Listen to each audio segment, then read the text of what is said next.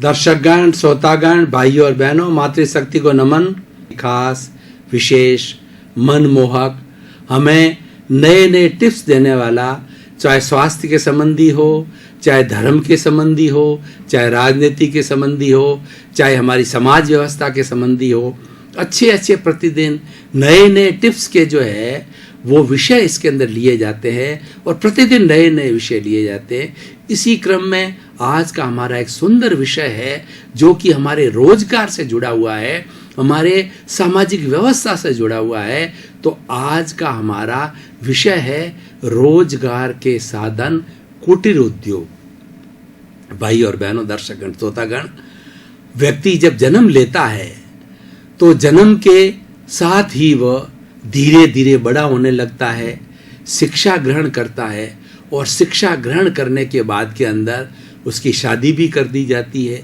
तो शादी करने के साथ साथ उस पर बहुत सी जिम्मेवारियां आ जाती है, स्वयं की भी आ जाती है, पत्नी की भी आ जाती है और कई स्थानों पर माता पिता की जिम्मेवारी भी व्यक्ति पर आ जाती है, क्योंकि माता पिता हो सकता है उस वक्त में वृद्ध हो जाएं, बीमार हो जाएं, तो वह सब जिम्मेवारी आ जाती है। उस जिम्मेवारी का यापन करने के लिए, उस जिम्मेवारी को जो है वो अपने उसको उसकी जिम्मेवारियां का जब पूरा निर्वाह करने के लिए रोजगार अति आवश्यक है। रोजगार का मतलब है कमाई का साधन, इनकम का साधन। जब रोजगार का साधन व्यक्ति के पास में नहीं है तो एक गृहस्थ व्यक्ति बहुत दुखी हो जाता है। और कहा भी गया है कि कोई भी साधु जो कौड़ी रखता है वह साधु कोई काम का नहीं है, और गृहस्थी के पास में कौड़ी यानी धन नहीं है तो भी वह काम का नहीं है, और साधु के पास धन है तो भी वो काम का नहीं है। क्योंकि साधु जो है कंचन कामिनी त्यागी होते हैं, वो निवृत्ति मार्गी होते हैं, वो जगत कल्याण करने वाले होते हैं, वो परमार्थी होते हैं, वो परमात्मा का रूप होते हैं। उनको कंचन कामनी से दूर रहना चाहिए। लेकिन गृहस्थी को जो है वो कंचन कामनी वाला होता है, इसीलिए रोजगार जरूरी है। इस सारे को खर्चे को चलाने के लिए रोजगार के बिना जो है सॉलिड जो है वो इनकम का जरिया नहीं होगा, तो वह किस तरीके से जो है वो अपना जीवन यापन करेगा।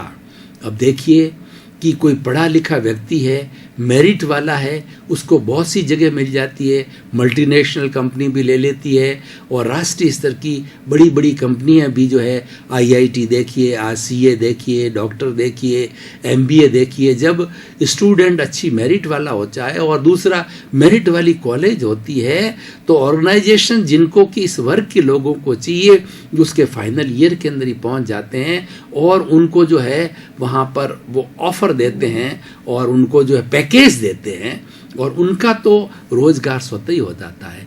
लेकिन हर व्यक्ति मेरिट नहीं ला सकता, हर व्यक्ति पढ़ा लिखा नहीं हो सकता। और एक आजकल दूसरी तकलीफ और हो गई है कि सारी जो गांव है वो खाली होते जा रहे हैं। अब मात्र ये कहने की बात रह गई है कि भारत का हृदय गांव है और भारत की जो है वो अधिकतम जनसंख्या गांवों में रहती। 80% भारत कृषि प्रधान देश माना जाता है और ऐसा कहा जाता है कि 80% लोग गांवों में रहते हैं। लेकिन आजकल थोड़ा सिनेरियो बदल गया है कि आज सबको मजबूरी के कारण, रोजगार के कारण जो है वो शहरों की तरफ भागना पड़ रहा है।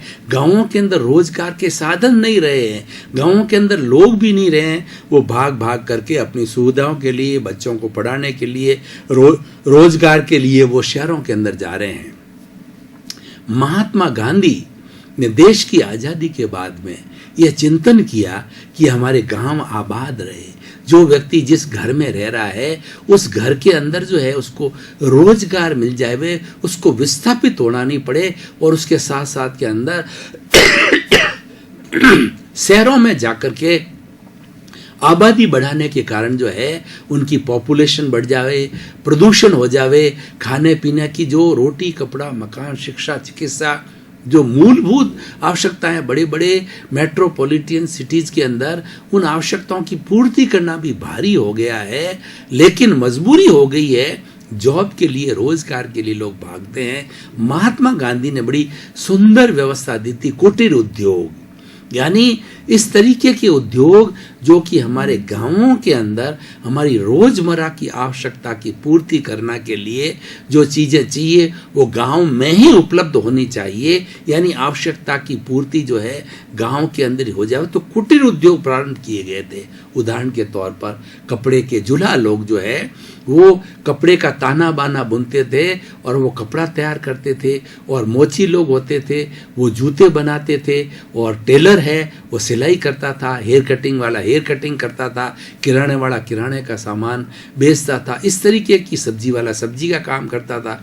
इस प्रकार हमारी रोजमर्रा की जितनी आवश्यकताएं थी वह गांवों के अंदर पूर्ति हो जाती है। उसको कुटीर उद्योग बोला करता था, मतलब छोटे छोटे स्मॉल स्केल के छोटे छोटे ऐसा उद्योग जो कि हर एक व्यक्ति अपने घर के अंदर गांव के अंदर दुकान पर कर सकता था, क्योंकि गांव के अंदर उस तरह का रॉ मटेरियल उपलब्ध होता था और उसके लिए बहुत बड़ी पूंजी भी नहीं लगानी पड़ती थी। कम पूंजी के अंदर वो कार्य हर एक व्यक्ति कर सकता था। और पुराने जमाने के अंदर एक बड़ा सुंदर सिस्टम होता था कि जो कार्य बाप करता था वही कार्य बेटा करता था।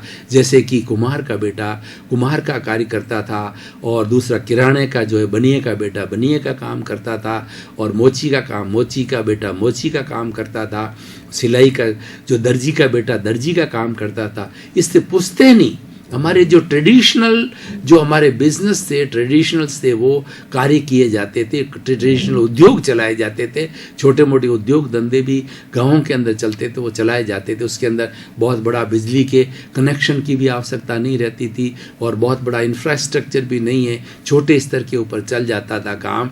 और उससे क्या था कि सबको रोजगार मिल जाता था। कुटीर उद्योग की सबसे बड़ी विशेषता क्या है कि रोजगार मिल जाता है। आज हर व्यक्ति जो है हर पड़ा आज 80 करोड़ हमारे यहाँ युवा लोग हैं, उन सब युवाओं को रोजगार प्राप्त करने के लिए प्रतिदिन वो बैंक के अंदर अप्लाई करते हैं। गवर्नमेंट कोई डिमांड आती है, रेलवे की आती है, कहीं पर भी आती है, तो पढ़े जो ग्रेजुएट पोस्ट ग्रेजुएट जो हमारे छात्र है, विद्यार्थी है, युवा है, वो अप्लाई करते हैं। लाखों करोड़ों की तादाद के अंदर वो अप्लाई करते हैं, लेकिन कुल मिलाकर के वहां पर सैकड़ों के अंदर हजारों के अंदर ही हमारे युवा खपाए जा सकते हैं। तो कहां तक खपाए जाएंगे? बड़ी बड़ी कंपनियां भी गवर्नमेंट भी कहां तक जो है युवाओं को खपाएगी? जो कुटीर उद्योग ऐसा हमारा ट्रेडिशनल जो है बिजनेस जो ऐसा ट्रेडिशनल हमारे जो धंधे ऐसे धंधे हैं जो कुटीर उद्योग है, उनके माध्यम से हम घर में रह करके उसके दूसरे फायदे भी है। जब कुटीर उद्योग के माध्यम से जो युवाओं को रोजगार मिल जाता है, परिवार को रोजगार मिल जाता है, तो वो काय के लिए जो है वो दूसरे शहर के अंदर भाग के जाएगा। हमारे भारतीय संस्कृति के अंदर कहावत है कि घर की आधी रोटी बाहर की एक रोटी के बराबर है, क्योंकि हम बाहर जाते हैं तो किराए की दृष्टि से, वाहन की दृष्टि से और ट्रांसपोर्ट की दृष्टि से हमारा खर्चा जो है बहुत अधिक बढ़ जाता है। और हर एक का जो जरूरी नहीं कि इतनी इनकम हो, उस खर्चे को जो है वो सूट कर सके, खर्चे का जो है वो यापन कर सके, वो संभव नहीं है। तो कुल मिलाकर के महात्मा गांधी का जो कुटीर उद्योग का जो फॉर्मूला देश की आज़ादी के बाद दिया था, एक अच्छी अर्थव्यवस्था के लिए दिया गया, तो बहुत सुंदर फॉर्मूला था। लेकिन आज का हम सिनेरियो देखें तो हमारे भारतवर्ष के अंदर बहुत मल्टीनेशनल कंपनी आ गई है और नेशनल स्तर के बड़े बड़े रोजगार हो गए हैं। सब ऑटोमेटिक सिस्टम हो गया है, सब कंप्यूटर सिस्टम हो गया है। कम पढ़ा लिखा व्यक्ति जो उस टेक्निक को नहीं जानता है और उसके अंदर एब्जॉर्ब भी नहीं होता है, और उसके दुष्परिणाम क्या आते हैं? बेरोजगारी बढ़ रही है, और जब बेरोजगारी बढ़ती है तो गुंडागिर्दी बढ़ती है, चोरियां बढ़ती है, डकैती बढ़ती है। क्यों? आखिर तो ऐसा एक मारवाड़ी में कहावत है कि पेट पापी होता है, यानी खाने के लिए हर व्यक्ति को जो है दोनों तीनों समय भोजन चाहिए, रोटी कपड़ा मकान शिक्षा चिकित्सा व्यवस्था, ये हमारी जो बेसिक नीड्स है ये हर एक को चाहिए। इसकी पूर्ति करने के लिए जब उसके पास में रोजगार नहीं है, और उसके अतिरिक्त एक बड़ी प्रॉब्लम और है कि माता पिता किसी तरीके से ऋण लेकर के कर्जा लेकर के अपनी संतान को हर एक को पढ़ाते हैं, लड़के लड़की को, और उसके ऊपर कर्जा लेकर के भी पढ़ाते हैं। लेकिन ग्रेजुएशन पोस्ट ग्रेजुएशन करने के बाद लाखों करोड़ों जो है वो आज हमारे युवा लोग जो है सड़क छाप बन गए हैं, देशी भाषा में कहा जाता है, यानी वो बेरोजगार है। और empty mind is a house of the devil, जब व्यक्ति बेरोजगार होता है तो व्यक्ति के दिमाग के अंदर उलझुल विचार आते हैं, नेगेटिव थॉट्स आते हैं, और व्यक्ति जब बिजी रहता है तो उसको 1 मिनट का भी समय नहीं मिलता है, क्योंकि उसका शेड्यूल से फिक्स हो जाता है सुबह से शाम तक। जो व्यक्ति रोजगार में लगा होता है उसकी लाइफ स्टाइल एकदम शेड्यूल होती है, उसके पास में फालतू 10-15 मिनट का भी समय नहीं होता है। बेरोजगार होता है तो वो क्या करता है कि वो इधर से उधर गप्पे लगाता है और किसी बुरी संगत में पड़ जाता है तो नशा भी सीख लेता है, और धीरे धीरे वो बहुत बड़ा अपराधी भी बन जाता है अगर उसको सही रोजगार की लाइन नहीं मिलती है। और कुछ लालची लोग उसको आतंकवादी भी बना देते हैं और नशीड़ी भी बना देते हैं और बड़े अपराध में भी डाल दिए। आज जितने अपराध है ये क्यों पनप रहे हैं, सबसे बड़ा गहराई में आप जाओ तो रोजगार है। और अगर गाँवों के अंदर ही जो है रोजगार के साधन जैसे कुटीर उद्योग जिसकी मैं बात कर रहा हूँ ये अगर मुहैया करा दिए जाते हैं तो किसी को विस्थापित होने की आवश्यकता नहीं होगी। हमारे गांव आबाद होंगे। गांव के अंदर देखिए शुद्ध वातावरण मिलता है, शुद्ध हवा मिलती है, शुद्ध पानी मिलता है, शुद्ध भोजन मिलता है, और कितना सुंदर प्रेम का और शांतिपूर्ण वातावरण होता है। आज दिल्ली जैसे शहरों में जाइए तो अनारकीय जीवन है, वहाँ पर तो हमें शुद्ध वायु भी नहीं मिलती है आजकल। और ये दिल्ली का प्रश्न नहीं है, आज जितने जितने महानगर है हिंदुस्तान के अंदर उन सब की यही व्यवस्था हो रही है कि वो इतना पॉल्यूटेड हो गए हैं कि वहाँ पर लोगों को श्वास लेना दूभर हो रहा है। और वो समय अगर ये रफ्तार चलती रही तो वो समय दूर नहीं है कि पुनः सरकार को मजबूर होकर के उन सभी जो परिवारों को गांव की तरफ विस्थापित हो, गांव के अंदर बिल्कुल सूना वातावरण हो गया है, चोरियां हो गई है, घरों में लॉक लगे हुए हैं और घरों के अंदर बिजली, क्योंकि लोग नहीं रहते हैं तो पानी की बिजली की कोई व्यवस्था नहीं है, सूने हो गए हैं, उजाड़ हो गए हैं। और मैं एक गाँव की बात नहीं कह रहा हूँ, हमारे लगभग 60,000 गांव जो है हिंदुस्तान के अंदर है। परसेंटेज वाइज देखें तो गांवों की स्थिति बहुत ही दयनीय है, बहुत ही खराब है। और जो गांव है वो लुटेरों का अड्डा बनते जा रहे हैं और शमशान की तरह बनते जा रहे हैं। तो हमें इस बुराई को, इस तकलीफ को रोकना है। इस तकलीफ को रोकने के लिए जो आज जो होलिस्टिक साधन जिसकी मैं बात कर रहा हूँ, कुटीर उद्योग है, छोटे छोटे उद्योग धंधे हैं, वो गांवों के अंदर प्रारंभ किए जाना चाहिए।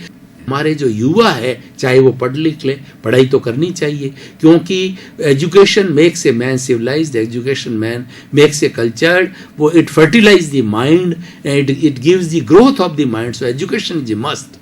और एजुकेशन लेने का एक समय भी होता है। पुराने जमाने के अंदर जो गुरुकुल व्यवस्था होती थी, जो हमारे जो 4 तरह के जो आश्रम होते थे, ब्रह्मचर्य आश्रम, गृहस्थ आश्रम, वानप्रस्थ आश्रम, संन्यास आश्रम, 25 वर्ष की अवस्था के अंदर गुरुकुल में रह करके और बच्चा जो है अपने गुरु के पास में अपनी अपनी लाइन की शिक्षा लिया करता था, अपने अपने वर्ण की शिक्षा लिया करता था। तो वो तो उम्र, पढ़ने की भी एक उम्र होती है, क्योंकि जब व्यक्ति गृहस्थ में प्रवेश कर देता है तो वो उस वक्त के अंदर इतना एकाग्रता से पढ़ाई नहीं कर सकता, उसके ऊपर बहुत से दबाव आ जाते हैं रोजगार के, पैसा कमाने के लिए। वहाँ सबसे बड़ी आवश्यकता होती है कि किस तरीके से घर का खर्चा चलाया जाए। और वो जो व्यक्ति जो बड़ा जो कहना चाहिए जो वयस्क हो जाता है उसके ऊपर ज़्यादा जिम्मेवारियाँ आ जाती है। युवा पर सबसे ज़्यादा जिम्मेवारी होती है। मैं कहना चाह रहा हूँ कि सरकार को इसके बारे में बहुत गंभीर होना चाहिए। और जो ये शहरों के अंदर भागने की जो व्यवस्था है, गाँव से जो विस्थापित होकर के शहरों के अंदर जा कर के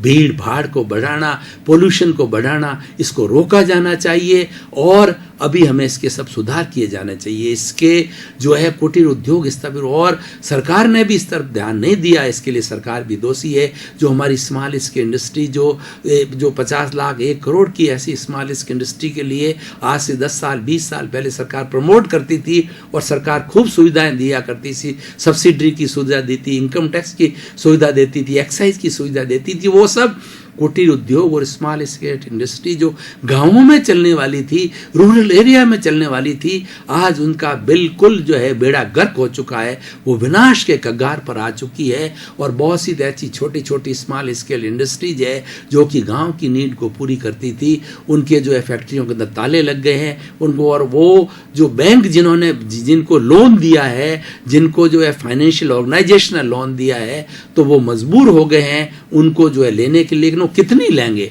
ऐसी को लेकर के क्या करेंगे, उनका संचालन कौन करेंगे। हजारों लाखों करोड़ों की तादाद के अंदर इस तरह के स्मॉल स्केल इंडस्ट्री आज जो नष्ट हो गई है, तो सरकार को इसके बारे में बहुत सोचना चाहिए, समाज को भी सोचना चाहिए कि हमें शहरों की तरफ हम भागते जा रहे हैं। और दूसरा देखिए, आज तहसील हेडक्वार्टर का देखें तो सब हमारी जो मूल आवश्यकता है, चाहे इंटरनेट की आवश्यकता हो, चाहे अच्छे इंग्लिश मीडियम स्कूल की आवश्यकता हो, सारे आजकल उपलब्ध हो रहे हैं। और थोड़ा बहुत तो समझौता कहीं करना ही पड़ेगा कि मात्र जो है वो मिशनरी स्कूल के अंदर इंग्लिश मीडियम के पढ़ करके हमको एक क्लर्क नहीं बनाना, हमको एक अच्छा इंसान बनाना है। हमारी भारतीय संस्कृति की जो एजुकेशन की जो डेफिनेशन है, वो मात्र जो है हमें एक क्लर्क या एक जो इंग्लिश स्पोकन व्यक्ति नहीं बनाना, अच्छा चरित्रवान व्यक्ति बनाना है। तो ऐसी एजुकेशन जो है आज हमारे जो तहसील हेडक्वार्टर्स पे बहुत अच्छी तरह सुंदर चल रही है, उनको बहुत अच्छा डेवलप किया जा रहा है। कुल मिलाकर अब सरकार का जो ध्यान है वो गांव की तरफ नहीं है।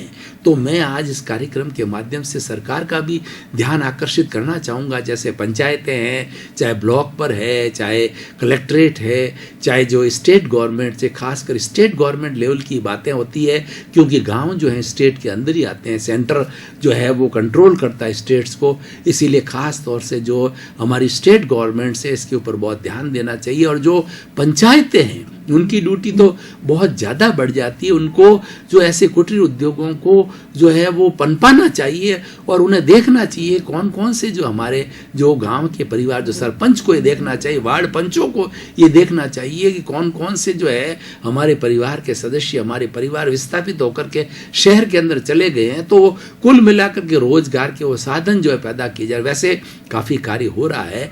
आज हर गाँव के अंदर बिजली चली गई है और हमारी सरकार का, हमारे भाई नरेंद्र मोदी जो वर्तमान के प्रधानमंत्री, उनका मिशन ही है कि आने वाले जो महात्मा गांधी से 150 वर्ष है, 2019 है, वो हर गांव को सड़क से जोड़ देंगे, हर गांव को पानी से जोड़ देंगे, हर गांव को बिजली से यानी हमारी बेसिक फैसिलिटीज़ है वो गाँव के अंदर पहुंच रही है और काफ़ी पहुंच चुकी है। अब सवाल ये है कि हमारा जो शहर की तरफ भागने का जो आकर्षण है, उसका मुख्य आकर्षण रोजगार है और मुख्य आकर्षण करोड़पति बनने का आकर्षण है। सबसे पहले बड़ी बात यह कि लोग शहरों में जो दुखी हैं, जाने वाले भी दुखी हैं। अगर उन परिवारों, उन सदस्यों को, युवाओं से हम बात करेंगे तो वो कहेंगे हम गांव के अंदर बहुत सुखी है। लेकिन हमको आजकल जो है अर्थ की दौड़ बहुत हो गई है कि आजकल पैसे, क्योंकि समाज में ऐसी कुरीतियां आ गई है, दहेज की प्रथा है और शादी के अंदर कितना जो है दिखावा आ गया है, शो आ गया है,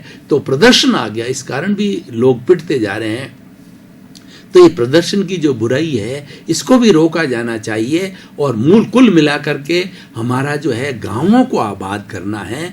और मेरा जो आज का विषय है भाई और बहनों, दर्शकगण, श्रोतागण, मैं कहना चाहूँगा कि गांवों को आबाद करने के लिए, क्योंकि हमारा बहुत पुराना स्लोगन है कि भारत की आत्मा गांव है और भारत कृषि प्रधान देश है, भारत की 80% जनता गाँवों में रहती है। उस बात को जो था, लेकिन आज जो विस्थापन हो रहा है उसको पुनः वापस स्थापन करने के लिए, और सबके घर जो लोग विस्थापित होकर के शहरों में गए हैं उनके घर आज भी जो है गांव के अंदर है, लेकिन वो पुनः किस तरीके से आए कि उनके रोजगार के साधन होने चाहिए। अभी नई जो काफ़ी जो है अभी नया जो ट्रेंड चला है उसके अंदर बहुत से साधन जुटाने से नए परिवार तो नहीं जा रहे हैं, लेकिन फिर भी जो है अभी भी ये दौड़ जारी है, इसको रोका जाना चाहिए। और कुल मिलाकर के जो व्यक्ति अगर लाइफ को एंजॉय करना चाहता है, तो मैं आज एपिसोड के माध्यम से कहना चाहूँगा कि जितना तहसील लेवल का या डिस्ट्रिक्ट लेवल के ऊपर जितना व्यक्ति लाइफ को एंजॉय कर सकता है, उतना मेट्रोपॉलिटन सिटी के अंदर नहीं कर सकता। बॉम्बे है, दिल्ली है, चेन्नई है, कोलकाता है, या यूपी के बड़े बड़े लखनऊ है, कानपुर, बड़े बड़े शहर है, ये मेट्रोपॉलिटन सिटी के अंदर ठीक है 2, 4, 5 दिन आप घूमने के लिए चले जाएं, लेकिन आपको पूरी ज़िंदगी वहाँ निकालनी होती है, लंबा समय वहाँ निकालना होता है, तो आपको घुटन महसूस होगी। दिल्ली के अंदर आप चले जाइए, हर चीज़ की कमी है वहाँ। व्यक्ति को एक एक घंटा भर तो वाहन के लिए इंतजार करना पड़ता है, वाहन ही नहीं मिलता है। और ऐसी ऐसी आजकल तो होटलों के अंदर पैसा हमारी जेब में, खाने को भोजन नहीं है, पीने को पानी नहीं है, क्योंकि संख्या जबरदस्त बढ़ गई है मेट्रोपॉलिटन सिटी के अंदर और इतना पोल्यूशन, इतने वाहन हो गए हैं। तो इन सब का अगर होलिस्टिक साधन इंडिया के लिए निकालना चाहते हैं तो हमें जो कुटीर उद्योगों को, हमारी स्मॉल इंडस्ट्रीज को डेवलप करके गांवों के अंदर पुनः इसकी स्थापना करनी चाहिए। इससे बहुत बड़ा सुधार होगा। और महात्मा गांधी ने जो अंत्योदय का और सर्वोदय की बात की थी, कुटीर उद्योग की बात की थी, बहुत सुंदर कॉन्सेप्ट दिया था कि हम आज़ाद होने के बाद के अंदर क्या करेंगे। हमको आज़ादी भी मिल जाएगी। उस वक्त 33 करोड़ हमारी जनसंख्या थी 1947 के जब आज़ाद हुए थे, तो किस तरीके से हम खुशहाल हैं। उसमें उसके अंदर बड़े बड़े शहर नहीं थे, उस वक्त के अंदर अच्छे अच्छे गांव थे और गांवों के अंदर लोग इतने भाईचारे से, प्रेम से रहते थे। वो गांव की संस्कृति आज जो है वो अच्छी संस्कृति गिनी जाती है। और शहर के अंदर हम जाकर के आज देखते हैं तो शहर की संस्कृति नकली संस्कृति है, रियल संस्कृति हमारी गांव की है, गांव में अपनाए थे। आज हम राजस्थान की बात करें तो भाई और बहनों, दर्शकगण, श्रोतागण, मैं आपको बताना चाहता हूँ, आज आप जैसलमेर और बाड़मेर के किसी रिमोट गांव के अंदर चले जाइए, शाम का समय, वहाँ होटल नहीं है, तो आपको अतिथि देवो भव के रूप के अंदर, चाहे आप किसी भी जाति के, आप चाहे कहीं से आए होंगे, बिना आपका कोई परिचय लेके वो जो है ढाणी वाला व्यक्ति आपसे रिक्वेस्ट करिएगा कि आप आइए हमारे यहाँ पर। शाम को वेड़ू बोलते हैं कि शाम का आप डिनर लीजिए और उसके बाद जैसी उसकी औकात होती है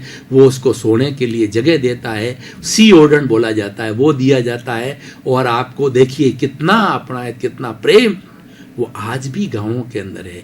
भाई और बहनों, दर्शकगण, श्रोतागण, मैं गांवों की जीवन जिंदगी का आपको क्या बखान करूं। मैं भी एक रिमोट एरिया बाड़मेर जिले का, उस गांव में 1945 उस आज़ादी के समय के से पूर्व जन्मा था, जहां पर उस गांव के अंदर स्कूल नहीं था, बिजली नहीं थी, सड़क नहीं थी, पानी नहीं था। फिर भी हमने बचपन के अंदर बड़ा एंजॉय किया, बड़ा आनंद से जीते थे। वहाँ कोई भेदभाव नहीं है, कोई गरीब अमीर की जो है खाई नहीं है, सभी भाई भाई है, बड़े प्रेम से रहते थे। दर्शकगण, श्रोतागण, भाई और बहनों, आपका बहुत बड़ा धन्यवाद, साधुवाद, कृतज्ञता। कार्यक्रम का उद्देश्य है कि आपको ऐसे ज्ञान के बारे में बताया जाए। जगत कल्याण का हमारा बहुत बड़ा कॉन्सेप्ट है, वसुधैव कुटुंबकम का कॉन्सेप्ट है, सर्वे भवन्तु सुखिनः सर्वे भवन्तु निरामया का हमारा कॉन्सेप्ट है। हमारा कॉन्सेप्ट पॉजिटिव थिंकिंग का है, नेगेटिविटी घटाने का है, प्रेम का, सौहार्द का, मैत्री का, करुणा का जो हमारा कॉन्सेप्ट है। इसी क्रम में आपके प्रति मंगल भावना, शुभकामना, आपका जीवन आनंदमय हो, प्रेममय हो, मंगलमय हो और सभी आप मोक्षगामी हो। आपके प्रति मंगल भावना।